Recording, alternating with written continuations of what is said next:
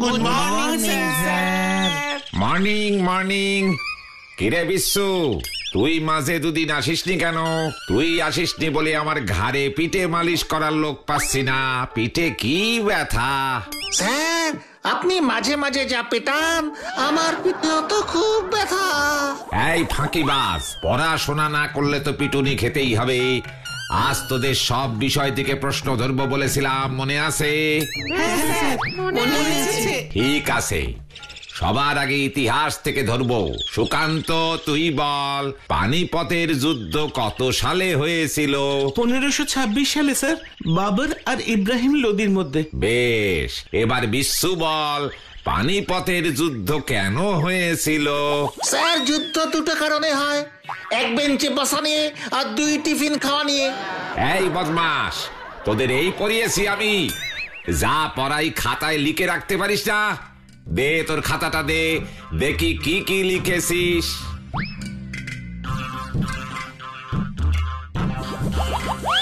আরে, এই খাতা তো দারুণ। এটা তো পুরো বাঁধিয়ে রাখার মতো। এটাকে তো মিউজিয়ামে রাখতে হবে। কেন স্যার, আমার হাতের লেখাটা খুব সুন্দর, তাই না? না রে অসভ্য, তোর হাতের লেখা পুরো হরপ্পা সভ্যতার লিপির মতো, কেউ উদ্ধার করতে পারবে না। কত সুবিধা ভাবুন তো স্যার। ভাগ্যিস আমার হাতের লেখা খারাপ, তাই আমার খাতা দেখে কেউ টিকলিক করতে পারবে না। উফ, কত জানে যেন। সুকান্তকে দেখে শেখ। আই সুকান্ত, বল, মাধ্যাকর্ষণ শক্তি কে আবিষ্কার করেছিলেন? Sir, Isaac Newton. ওনার মাথায় আপেল পড়লো আর তারপর উনি ভেবে এটা আবিষ্কার করলেন। ভাগ্যিস উনি নারকেল গাছের তলায় বসেননি, মাথায় নারকেল পড়লে আমাদের এত কিছু পড়তেই হতো না। সব ব্যাপারে মশকরা ভালো না। ওকে দেখে শেখ বিশ্বু। সুকান্ত সব পারে আর তুই কিচ্ছু পারিস না। গ্রেট ফাঁকিবাজ একটা। অন্তত বাস্তুর মতো হতে শেখ। এই সুকান্ত, তুই সব পারিস কি করে? তুই দিনে কত ঘন্টা পড়িস রে? আরে কিসের কত ঘন্টা?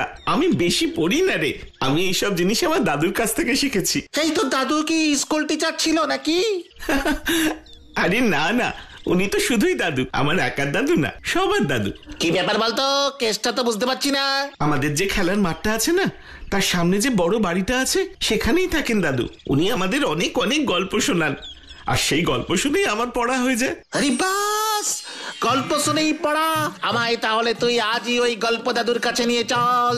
পড়াশোনা না করে গল্প শুনেই যদি পড়া হয়ে যায়, তাহলে তো আর পড়তেই হবে না। আমি আজই যাব। দাদু, এ হলো বিচ্ছু, এও আজ থেকে তোমার কাছে আসবে। আচ্ছা দাদু ভাই, তোমার নাম তো বিচ্ছু। তা কাজকর্ম কি বিচ্ছুর মতো নাকি? না না, আমি খুব ভালো। তাই নাকি? তা তুমি কতটা ভালো দাদু ভাই? আমাকে দেখে যতটা ভালো মনে হয়, আমি তার থেকেও বেশি ভালো। সুকান্ত দাদু ভাই, তোমার এই বন্ধুটা কিন্তু খুব মিষ্টি। এসো এসো, ঘরে তোমাদের অনেক বন্ধু আছে।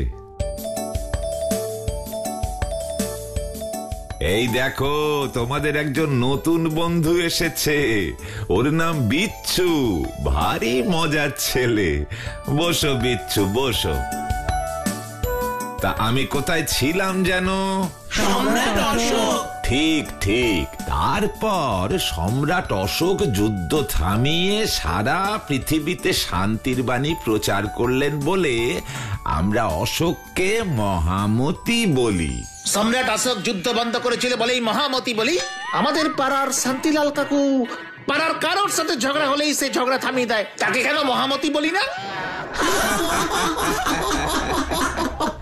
এটা ভালো প্রশ্ন দাদু ভাই। অশোক শুধু যুদ্ধ করা বন্ধ করেননি, সাথে হাসপাতাল, রাস্তাঘাট তৈরি করেছিলেন, মানুষের জন্য অনেক কিছু করেছিলেন। তাই সব কিছু দেখে তাকে মহামতি বলা হয়। বুঝলে দাদু ভাই? হ্যাঁ দাদু, বুঝলাম। দাদু আমার দুষ্টুমি করা প্রশ্ন কি সুন্দর ঠান্ডা ভাবে না রেগে বুঝিয়ে দিল। দাদু তো খুব ভালো। এবার আমি আমার ছোটবেলার গল্প শোনাবো। শুনবে তো তোমরা?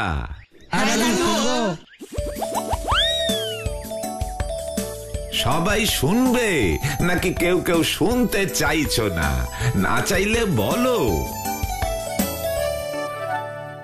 দাঁড়াও, আমি একটু আসছি।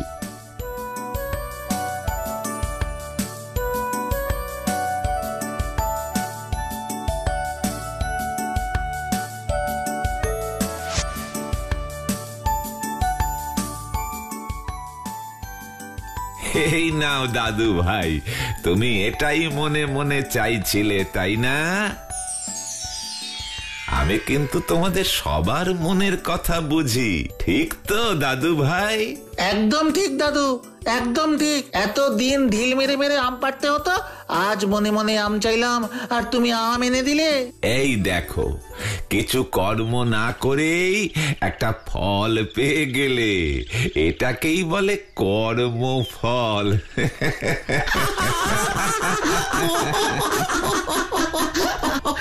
দাদু, তুমি ছাড়াই বাড়িতে কে কে থাকে? কেউ না, আমি একা থাকি। গোটা বাড়িতে আমি একা। দাদু, তুমি কি করতে? আমি ছিলুম নাবিক, মানে সেলার। জাহাজে করে এই দেশ থেকে সেই দেশ এভাবেই ঘুরে বেড়াতুম। কত দেশ, কত লোক, কত রকমের গপ্প, সব শুনলে তোমরা অবাক হয়ে যাবে। লোকে কাজবাজ সেরে ঘুরতে যায়, আর তোমার কাজই ছিল ঘুরতে যাওয়া। বাস। ঠিক ঠিক।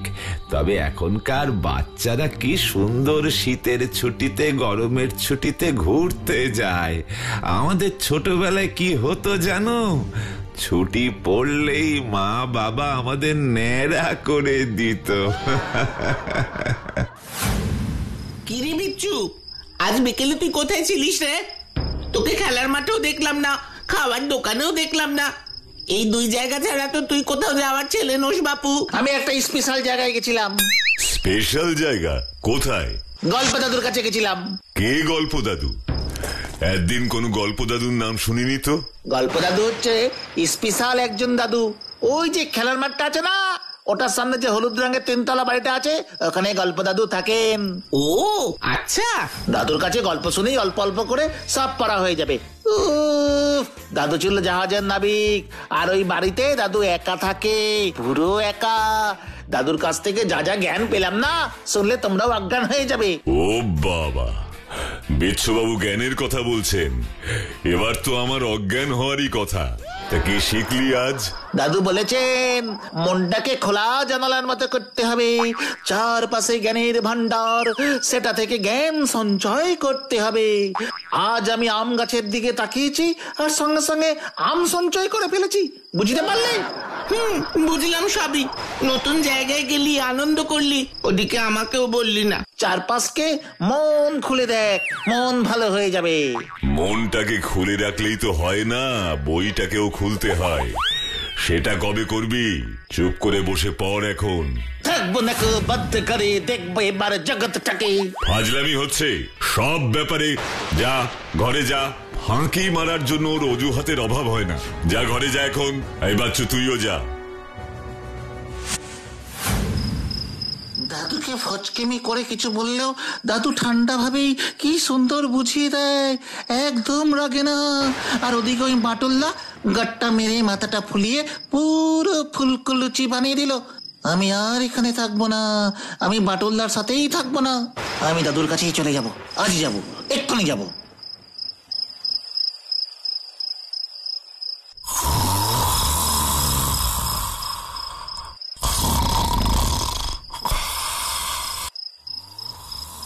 মাটুলদা, মাটুলদা, বিচ্ছু ঘরে নেই গো, কোথাও নেই। ওকে খুঁজে পাচ্ছি না। হ্যাঁ, নেই মানে?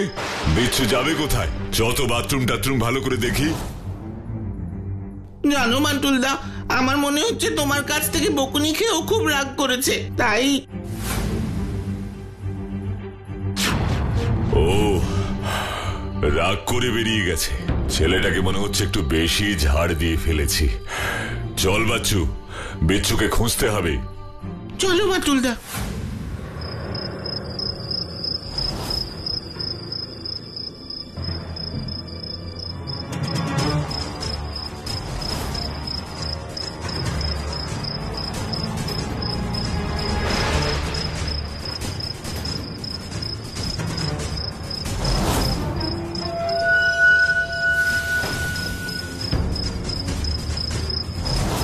এখনো তো রাত, দাদু হয়তো ঘুমোচ্ছে।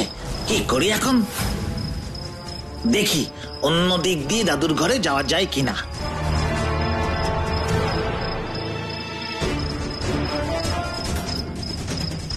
ওই তো লাইট জ্বলছে, মানে দাদু নিশ্চয়ই জেগে আছে। দাদু তো মনের কথা বুঝতে পারে, দাদু আমার জন্যই বোধহয় জেগে আছেন।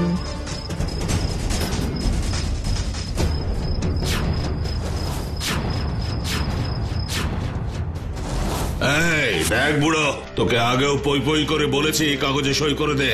আমাদের মুক্তি, তোরও মুক্তি। আমি জানি ওই কাগজে কি লেখা আছে, আমি সই করব না। এই বন্দুকটা দেখেছিস তো? একটা ঘোড়া টেনে দেবো তখন বুঝবি। এই নেতাই গুন্ডাকে সবাই ভয় পায়, সবাই। আমার নামে বাঘে গরুতে এক ঘাটে জল খায় রে, তারপর বাঘটাই গরুটাকে খেয়ে নেয়, বুঝলি কিনা? তোমাদের মতলব আমি ভালো করেই বুঝেছি, আর তোমাদেরকে কে পাঠিয়েছে সেটাও আন্দাজ করতে পারছি। কিন্তু জেনে রাখো, তোমাদের ইচ্ছে কোনোদিন পূরণ হবে না। এইসবের হাত থেকে একজনই বাঁচাতে পারবে, বাটুল্লাহ। আমাকে বাটুল্লাহকে ডাকতেই হবে। যাই, বাটুল্লাহকে গিয়ে ডেকে আনি।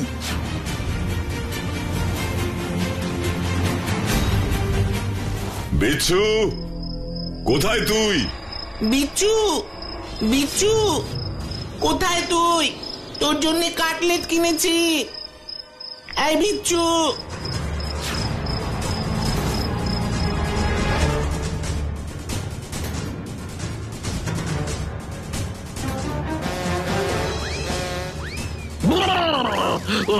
রাস্তার মাঝখানে লোহার পোস্টটা করতে গেল।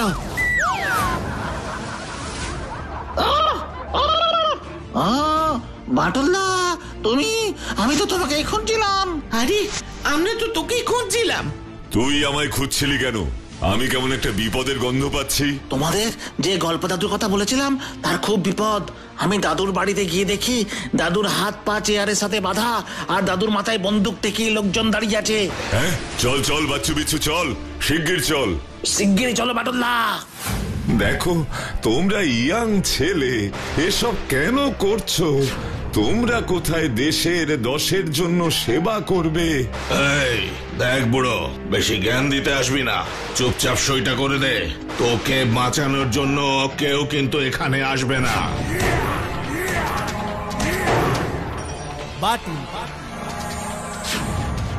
কে বলেছে কেউ বাঁচাতে আসবে না? হ্যাঁ,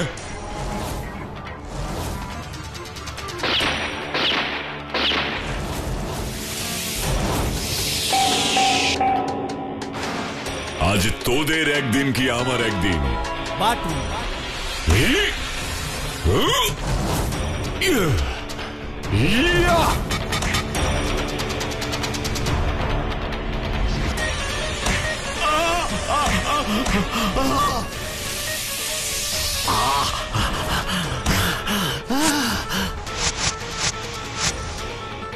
তোদের কে পাঠিয়েছে বল, নইলে এমন টাইট দেবো যে দেহের সব কলকবজা লুজ হয়ে যাবে। আমাদের সৌগত বাবু পাঠিয়েছে। সৌগত পাঠিয়েছে তোমাদের? হ্যাঁ, উনি বললেন বলেই তো এলাম, নইলে আমার কি লাভ বলুন? সৌগতটা এত নিচে নেমে গেল। আপনি সৌগতকে চেনেন? চিনি, সৌগত আমার ছেলে। আপনার ছেলে? আপনার ছেলে আপনাকে মারার জন্য গুন্ডা পাঠিয়েছে? কিন্তু কেন? সে অনেক কথা, অনেক কাল আগের কথা।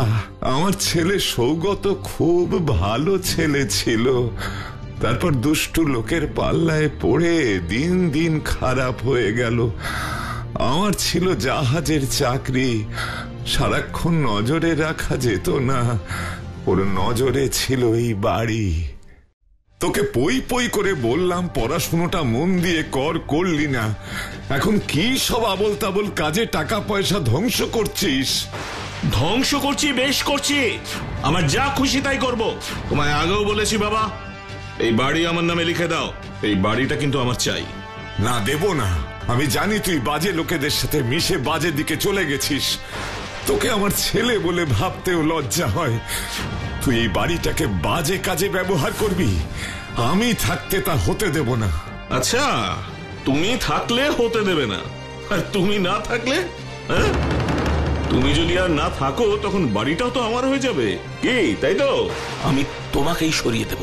তাহলে তো কোনোদিনই বাড়িটা পাবি না, কারণ আমি এই বাড়িটাকে শিশু বিকাশ কেন্দ্র হিসেবে গড়ে তুলতে চাই। আমি না পারমিশন দিলে এখানে অন্য কিচ্ছু হবে না। পারমিশন? কিভাবে ওটা নিতে হয় সেটা আমি জানি, খুব ভালোভাবে জানি।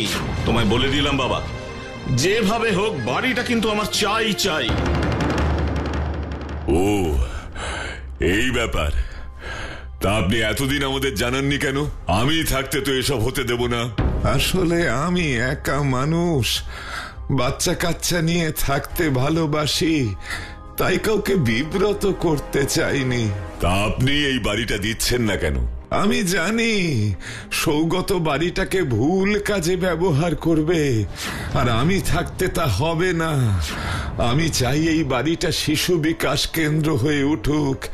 এখানে বাচ্চাদের ইনডোর গেমস থাকবে, লাইব্রেরি থাকবে, এমন অনেক স্বপ্ন রয়েছে আমার। আপনার স্বপ্নের আগে এই শয়তান দুটোর দুঃস্বপ্নের ব্যবস্থা করি। এই, আমায় বল, সৌগত বাবু কোথায় রয়েছেন?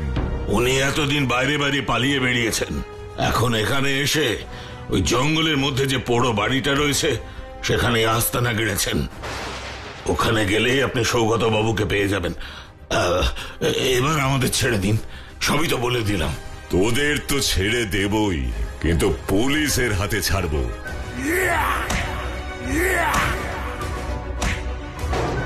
এবার সৌগত বাবুর গতি করতে হবে।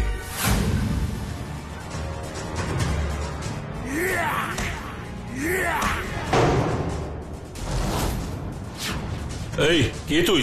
এভাবে দরজা ভেঙে ঢুকলি কেন? আমি কে সেটা বোঝাচ্ছি, তার আগে আপনি বলুন নিজের বাবার সাথে এমন করলেন কেন? ও, এবার বুঝেছি তোকে কে পাঠিয়েছে। তাহলে শুনে রাখ, আমি আমার বাবার সাথে কি করব না করব তার কৈফিয়ত আমি তোকে দেব না। কোথাকার কে এসেছে না আমায় জ্ঞান দিতে। যা যা, ভাগ। ভেবেছিলাম অল্পেতে কাজ হবে, এখন দেখছি যে হবে না। আপনাকে বাঁটুলের বাটাম দিতেই হবে।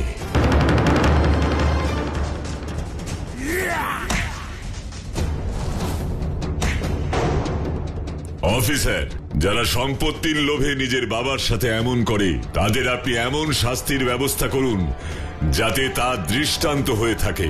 এই 3 বদমাইশকে এমন টাইট দেব বাছাধনরা সারা জীবন মনে রাখবে। না না, আপনি এখানে চলে এলেন কেন? তোমরা সৌগতকে কষ্ট দিও না, ওকে তোমরা ছেড়ে দাও। অদ্ভুত তো, ও আপনাকে এত কষ্ট দিল, আপনার সঙ্গে এত অন্যায় করলো, আর তাও আপনি ছেড়ে দিতে বলছেন? দেখুন, হি ইজ ক্রিমিনাল। সন্তান খারাপ হতে পারে, কিন্তু বাবা কি খারাপ হতে পারে? ছেলেটা ভুল করেছে বলে কি আমায়ও ভুল করতে হবে? প্লিজ আপনারা ওকে ছেড়ে দিন, কোন রকম শাস্তি দেবেন না আপনারা। হাবিলদার, ওই সৌগতকে বাইরে আনো।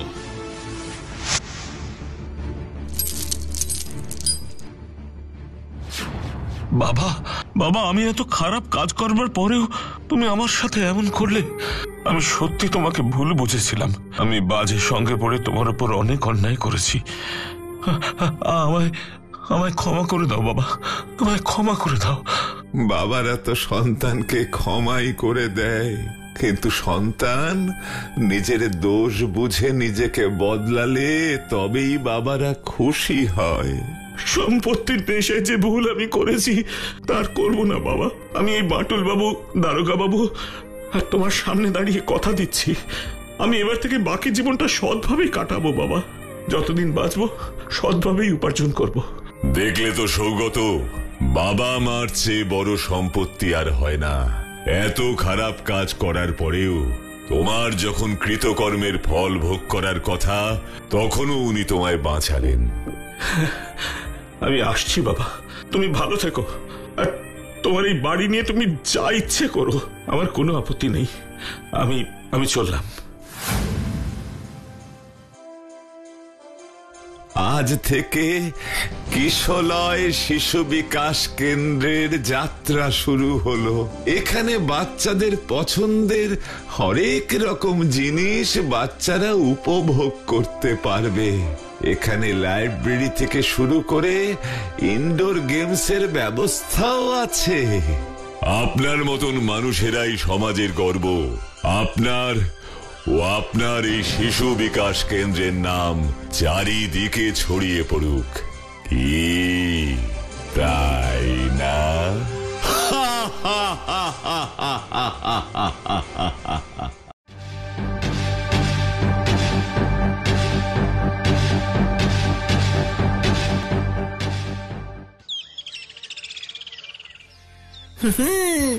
ওতে কি আছে রে? এর মধ্যে কয়েন আছে, দুষ্প্রাপ্য কিছু কয়েন। এই কয়েনগুলো এখন আর পাওয়া যায় না বলেই তো জমাচ্ছি। জমিয়ে কি হবে? এগুলো তো এক একজনের শখ। হোমওয়ার্ক না করে জমিয়ে রাখা যেমন তো শখ, তেমনি অনেকের নানা রকম শখ থাকে। কেউ পুরনো খবরের কাটিং জমায়, কেউ পুরনো চিঠি জমায়। এগুলোর কত ঐতিহাসিক, সাংস্কৃতিক আর অর্থনৈতিক মূল্য আছে ভাব। আমার মাথায় একটা আইডিয়া এসেছে। আমি ছবি জমাবো, গান্ধীজির ছবি জমাবো। তুমি আমায় কিছু গান্ধীজির ছবি দিয়ে দাও মাটুল্লা। এত মহাপুরুষ থাকতে গান্ধীজির ছবি কেন রে? আমি এমনি গান্ধীজির ছবি জমাচ্ছি না, আমি ওই যে টাকা আছে না, টাকার মধ্যে গান্ধীজির ছবি থাকে, সেই গান্ধীজির ছবি জমাবো। তোমরা আমায় টাকা দিয়ে গান্ধীজির ছবি জমাতে সাহায্য করো বাটুল্লা। আচ্ছা, আমার সাথে চালাকি? শোন, আমি তোকে গান্ধীজির ছবি দেব, মানে নোট দেব। তার বদলে তোকে এই শীতে প্রতিদিন স্নান করতে হবে। রাজি তো? না না না না না, আমি কিচ্ছু চাই না, কোনো কালেকশন আমি করব না। শীতে আমার জলাতঙ্ক হয়ে যায়। এখন আবার কে ফোন করছে? হ্যালো, কে বলছেন? নমস্কার মাটুল বাবু, আমি চিরঞ্জীব চৌধুরী। একটা বিষয়ে খুব বিপদে পড়েছি, তাই আপনাকে ফোন করলাম। কি বিপদ? সেটা ফোনে এভাবে বোধহয় বলা যাবে না। আপনি যদি আমাদের বাড়িতে একবার আসতে পারেন তাহলে খুব উপকার হয়। আচ্ছা, আপনার ঠিকানাটা বলুন, আমি যাব।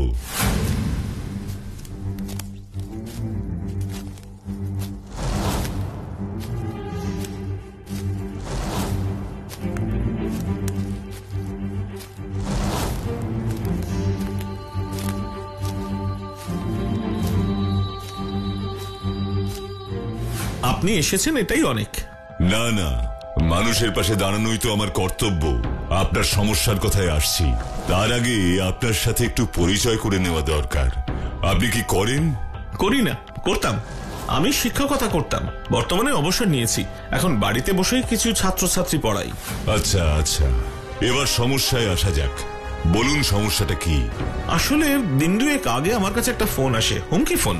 ফোন করে বলা হয় আমার বাড়িতে নাকি কোনো একটা মহামূল্যবান জিনিস আছে, সেটা যেন আমি আগামী রবিবার বটতলার পুরনো কারখানার পেছনে গিয়ে রেখে আসি। মহামূল্যবান জিনিস? এমন কি জিনিস আছে আপনার বাড়িতে? কোন জিনিসের কথা বলছে সেটা বুঝতে পারলে তো হয়েই যেত মশাই। তাহলে কি আর আপনাকে ডাকতাম? আমার মতো একজন রিটায়ার্ড স্কুল টিচারের কাছে বইপত্র ছাড়া মহামূল্যবান কি আর এমন থাকতে পারে বলুন দেখি? আপনার না হোক, আপনার পরিবারের কারোর তো থাকতে পারে। আপনার পরিবারে কে কে আছে? আমি অকৃতদার মশাই, মানে বিয়ে টিয়ে করিনি আর কি, একাই মানুষ। আর ভাই বোন? আমি বাবা মায়ের একমাত্র সন্তান, তাই ভাই বোনের ব্যাপারও নেই। আপনার পরিবারে কোনো পুরনো জিনিস আছে যার ঐতিহাসিক মূল্য আছে? মানে ধরুন দুষ্প্রাপ্য ছবি বা প্রাচীন মূর্তি বা এমন কিছু?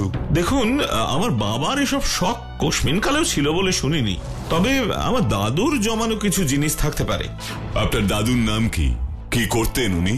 দাদুর নাম হিমাদ্রি চৌধুরী। উনি হিমাদ্রি চৌধুরী মানে বিখ্যাত ফিলাটেলিস্ট হিমাদ্রি চৌধুরী?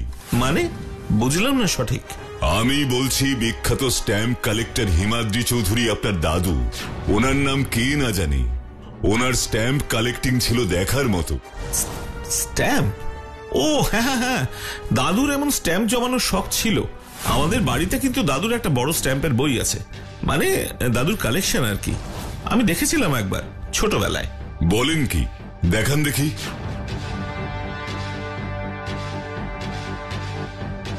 এই নিন, দেখুন।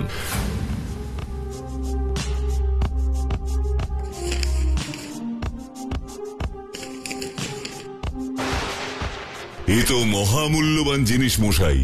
এত পুরনো, এত বিরল, এত মূল্যবান জিনিস আপনার ঘরে।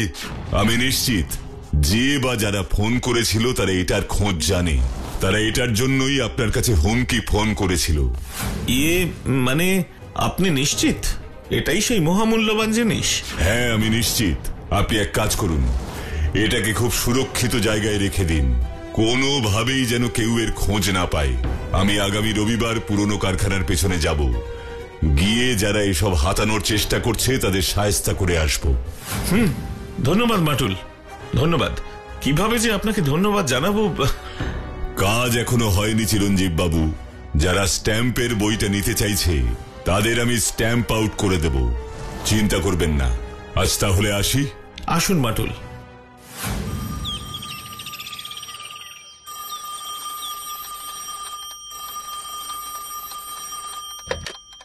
হ্যালো, কে বলছেন?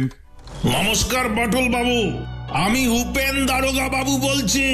হ্যাঁ দারোগা বাবু, বলুন। আপনার নামে চিরঞ্জীব চৌধুরী নামে একজন একটা অভিযোগ জানিয়েছেন, তাই আপনায় ফোন করলাম। চিরঞ্জীব চৌধুরীকে তো আমি চিনি। উনি আমার নামে কি অভিযোগ করেছেন শুনি। চিরঞ্জীব বাবু জানিয়েছেন ওনার দাদু শ্রী হিমাদ্রি চৌধুরীর দুষ্প্রাপ্য স্ট্যাম্পের বই নাকি আপনিই চুরি করেছেন। হোয়াট? এসব কি বলছেন আপনি? এসব কিছুই আমি বলছি না, এসব অভিযোগকারীর বক্তব্য। তিনি আরো জানিয়েছেন যে আপনি নিজে মুখে তাকে বলেছেন আপনি হিমাদ্রি চৌধুরীর একজন বড় ভক্ত, আর আপনি নিজেও নাকি স্ট্যাম্প কালেকশন করেন, তাই আপনিই চুরি করেছেন বলে তিনি থানায় অভিযোগ জানিয়েছেন। আপনি কি মনে করেন আমি এসব করতে পারি? আমার বিশ্বাস অবিশ্বাসে কিচ্ছু যায় আসে না বাটুল বাবু। আপনার দোষ প্রমাণিত না হওয়া পর্যন্ত আপনি আইনের চোখে নির্দোষ। কিন্তু আমার কাছে তো আপনার নামে অভিযোগ এসেছে। আপনি নিজেকে নির্দোষ প্রমাণ করতে না পারলে আমার সত্যিই যে কিছু করার থাকবে না। কি বাটুলা, সকাল সকাল মাথা গরম হয়ে গেল কেন? এখন একদম ইয়ার্কি মারবি না বিচ্ছু, ভালো লাগছে না। মানুষের উপকার করতে গিয়ে শেষমেশ চোরের অপবাদ নিতে হলো। কি হয়েছে গো বাটুলদা? এখন তোরা কেউ আমায় বিরক্ত করবি না। এই বিচ্ছু, আবহাওয়া তো একদম ভালো ঠেকছে না রে। হ্যাঁ রে বাচ্চু, মনে হচ্ছে ঝড় আসবে। বাটুলদাকে আগে কখনো এতটা রেগে যেতে দেখিনি রে। মনে হচ্ছে ব্যাপারটা খুবই গোলমেলে। অনেক ব্যাপারে খটকা থেকে যাচ্ছে। প্রথমে চিরঞ্জীব বাবু আমায় ডাকলেন, তারপর তিনি আমার নামে অভিযোগ করলেন। তাহলে আমায় ডাকলেন কেন? নাকি ইচ্ছাকৃতই আমায় ডাকলেন? তার দাদুর স্ট্যাম্পের বই যে দুর্লভ তা তিনি জানতেন, নাকি জানতেন না? নাকি আমি তাকে সে কথা প্রথম বললাম? তাহলে তিনি সেটা যত্ন করে সেফ জায়গায় রাখলেন না কেন? তাহলে তো চুরি হতো না। চুরি যদি হয়ে থাকে তাহলে আমাকেই তিনি দোষী ভাবছেন কেন? তিনি কি সত্যিই আমায় দোষী মনে করেন? আদৌ স্ট্যাম্পের বইটা চুরি হয়েছে তো, নাকি আমায় চুরির অপবাদ দেওয়া হচ্ছে বিশেষ কোনো উদ্দেশ্য নিয়ে? হে বিচ্ছু, এসব করছিস কেন? বাটুল্লা ঘরে বসে কি ভাবছে জানতে হবে না? Ship of the Black Sea. এই স্ট্যাম্পটা হিমাদ্রি বাবুর কালেকশনের মধ্যে এলো কিভাবে? এটা তো ব্যক্তিগত কালেকশনে থাকার কথা নয়। তাহলে কি আমার এবার রেডি হতে হবে?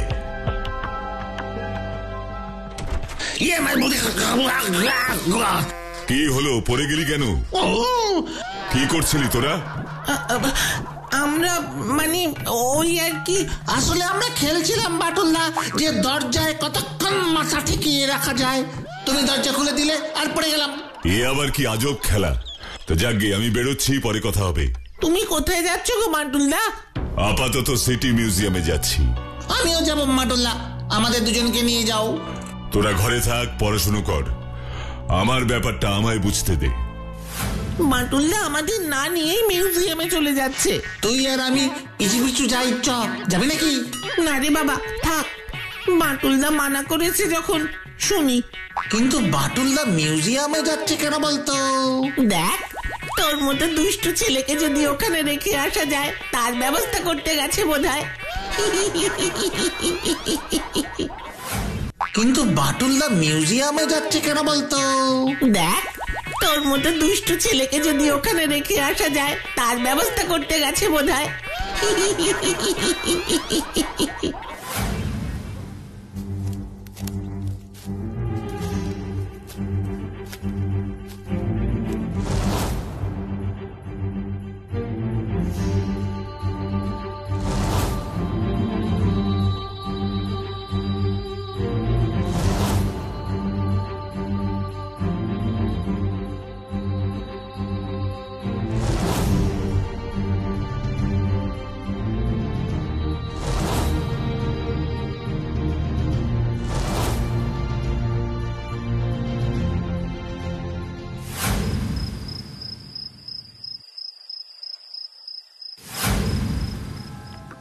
বিচ্ছু, এইমাত্র দেখলাম বাটুলদা বেরিয়ে গেল। এত রাতে কি হচ্ছে বলতো এসব? বাটুলদা মনে হচ্ছে এবার বেশ ভালোই ফেসেছে, এমন ধুমধাম বেরিয়ে যাচ্ছে। আমিও তো বুঝতে পারছি না রে, সেদিনে সেই ফোনটা আসবার পর থেকে বাটুলদাকে পুরো অচেনা লাগছে। হ্যাঁ রে, কেমন গম্ভীর, কেমন আমাদের বাটুলদাটা হঠাৎ বদলে বদলে গেল।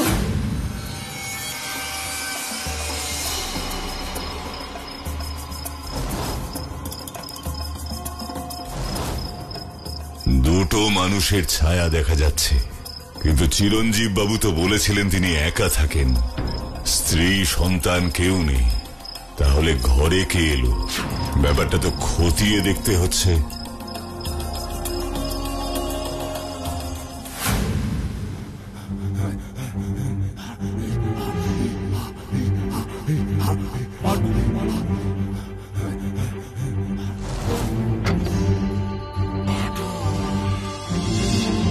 এই শোন, এই স্ট্যাম্প বুক নিয়ে চিরকালের মতো আমি চলে যাচ্ছি। তুই এই কথাটা কাউকে জানালে আমি তোরও ব্যবস্থা করব। তুই সিন্ধুকের তালা ভেঙে বইটা বের করেছিস? আমাকে যখন সিন্ধুকের চাবি দিসনি তখন ভেঙে তো আমাকে দেখতেই হতো সিন্ধুকে কি এমন মহামূল্যবান জিনিস আছে। যমজ চিরঞ্জীব বাবু তার মানে যমজ ভাই? এমন করিস না ভাই, ওই স্ট্যাম্প বইয়ে কিছুই নেই। এসব করিস না সঞ্জীব, প্লিজ কথা শোন। ওটা দাদুর শেষ স্মৃতি। চুপ কর তো তুই। আমার কাছে ঠিক খবর ছিল তাহলে। আমি বাটুলকে দিয়ে চেক করিয়েছি, এই বই দুষ্প্রাপ্য, চোরা বাজারের এখন অনেক দাম। তাই ভাবি বইটা সিন্ধুকে এত যত্ন করে রাখা কেন। তুই আমার ভাই ভাবতেই ঘেন্না হচ্ছে। ছি ছি সঞ্জীব, তুই এত নিচে নেমে গেছিস। বেশি ফ্যাস ফ্যাস করলে যাওয়ার পথে দুটো মানুষকে খালাস করে পালাবো। দুজনকে একই রকম দেখতে বলে আমার জায়গায় ফেঁসে যাবি তুই। হ্যাঁ, দাদু ঠিকই বলতো, তুই শুধরবি না। তোকে দেখছি বেশি সময় দেওয়া যাবে না, আজকেই তোর গল্প শেষ করতে হবে।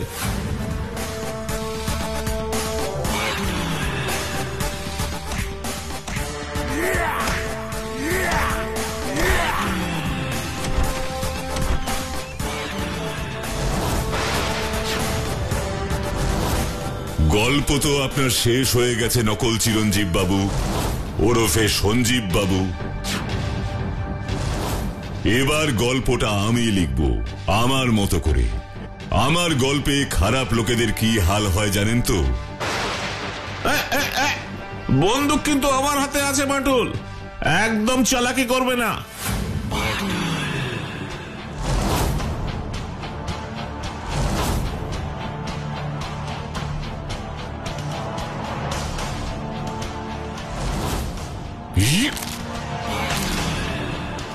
এবার এটা নিয়ে কালী পুজোয় ক্যাপ ফাটাবেন, কিন্তু আপনার গোপন রহস্য ফাটানোর ব্যবস্থা করছি আমি।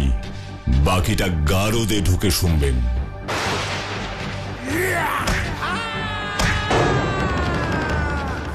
ব্যাপারটা কি একটু শুরু থেকে বলবেন বাটুল বাবু? চিরঞ্জীব বাবু শুরুটা বলুন, আমি শেষটা বলছি।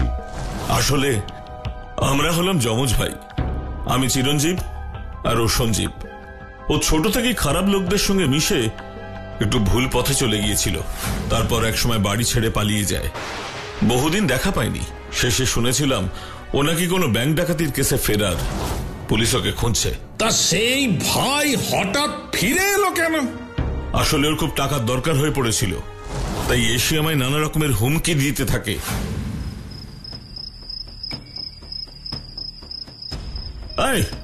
চিরো, দাদুর অনেক রকমের জিনিস সংগ্রহের শখ ছিল, আমি ঘর ছাড়া, তাই তুই সেই সব নিশ্চয়ই হাতিয়েছিস। হ্যাঁ তাই তো, তাই না? দেখ ভাই, দাদুর তেমন কিছুই মূল্যবান জিনিস ছিল না, যা ছিল সবই কোথাও না কোথাও দান করে গেছেন। দান করে গেছে। আমি তো তোদের অপছন্দের, তাই আমার জন্য কিছুই রাখেনি, কিন্তু তোকে কিছু দিয়ে যায়নি সেটা তো বিশ্বাস করতে পারছি না। কিছু দিলে কি আমি তোর থেকে লুকোতাম ভাই? নিচে তো রিটায়ার্ড স্কুল টিচার, ছাত্রছাত্রী পড়িয়ে কত টাকা আসে তোর?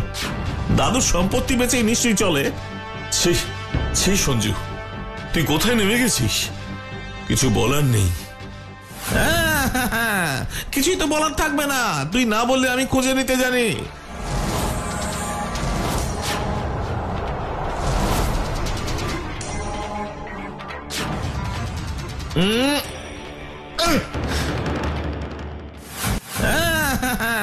কিছুই তো বলার থাকবে না, তুই না বললে আমি খুঁজে নিতে জানি।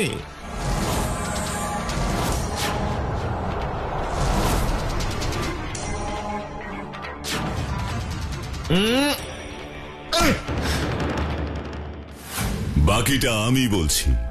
তারপর তিনি চিরঞ্জীব বাবুকে বেঁধে রেখে দেন চিলে কোঠার ঘরে, আর নিজে চিরঞ্জীব সেজে কাজকর্ম করতে থাকেন। উনি বুঝে গিয়েছিলেন ঘর হাতড়ে মূল্যবান জিনিস খোঁজা বৃথা। উনি তাই আমায় ফোন করেন আর একটা হুমকি ফোনের মিথ্যে কথা আমায় বলেন। তারপর আমার থেকে জেনে নেন ওনার দাদু মানে হিমাদ্রি বাবুর কোন মূল্যবান জিনিস তার ঘরে আছে। পরে ভেবেছিলেন আমায় চুরির দায়ে ফাঁসিয়ে দিয়ে নিজে পালিয়ে যাবেন, কিন্তু শেষ রক্ষা হলো না, ধরা পড়ে গেলেন। কিন্তু আপনি বুঝলেন কিভাবে বাটুল বাবু? ওনার সাথে প্রথম দিন দেখা করেই একটা ব্যাপারে খটকা লেগেছিল, পরে মিউজিয়ামে গিয়ে ব্যাপারটা ক্লিয়ার হয়।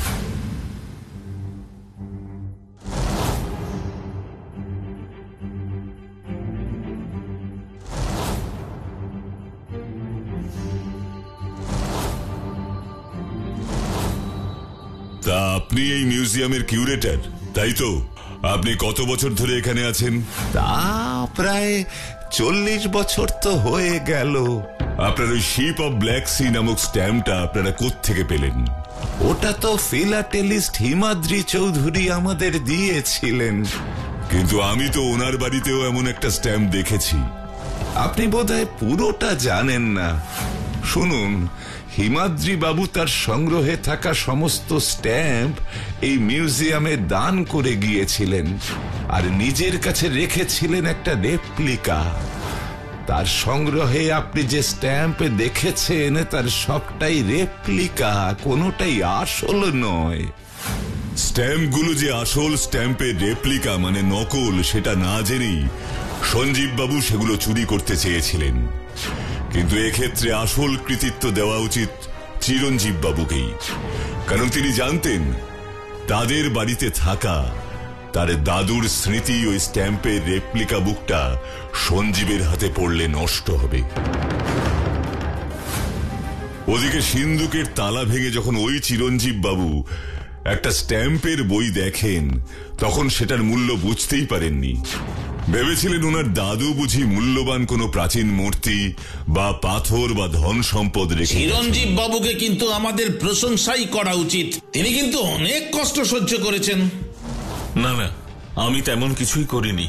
বাটুল বাবু না থাকলে আমি প্রাণেই বাঁচতাম না, ওনাকে ধন্যবাদ জানানো উচিত। আচ্ছা বাটুল বাবু, আপনার কখন সন্দেহ হয়েছিল বলুন তো যে উনি আসল চিরঞ্জীব চৌধুরী নন, উনি নকল চিরঞ্জীব চৌধুরী?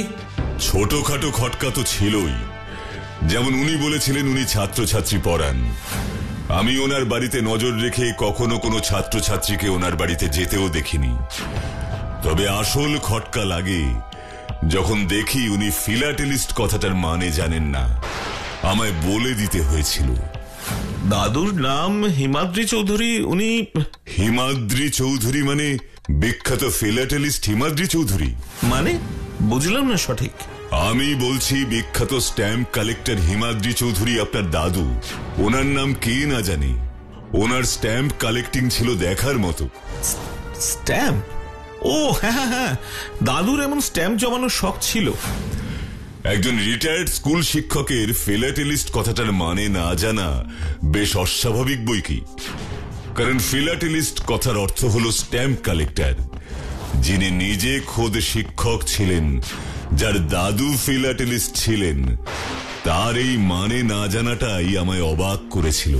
তাছাড়া বাড়িতে এমন মহামূল্যবান স্ট্যাম্পের কালেকশন আছে জানতে পেরেও একজন স্কুল শিক্ষক বুঝতে পারছেন না যে মহামূল্যবান জিনিস ঠিক কি। খুব জোর একটা খটকা লেগেছিল তখন। বাহ, আপনি তো দুর্দান্ত অবজার্ভ করেছেন। আপনি সত্যি অনন্য বাটুল বাবু। আপনার পর্যবেক্ষণ শক্তি সত্যি অনবদ্য।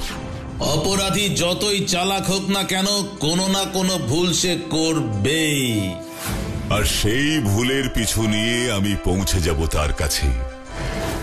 যতই চালাক হোক না কেন, অপরাধীরা ধরা পড়বেই, তার কোনো নিস্তার নেই। কি তাই না?